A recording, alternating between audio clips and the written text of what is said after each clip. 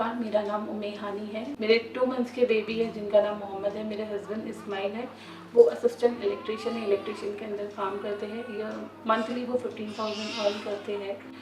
और हमारा baby 2 month से हॉस्पिटल में है। उनका पीडीए लाइगेशन भी हुआ है और उन्हें लंग्स का हाइपरटेंशन भी है, PAH। उनका ट्रीटमेंट अभी भी चल रहा है, जिसके लिए हमें 8 लाख रुपीज़ की और नीड है। जो भी वे पॉसिबल हो उस तरीके से हमने कर चुके हैं, but now we are still like, फिर भी हमें 8 लाख रुपीज़ कम पड़ रहे हैं। तो प्लीज़ हेल्प माई बेबी।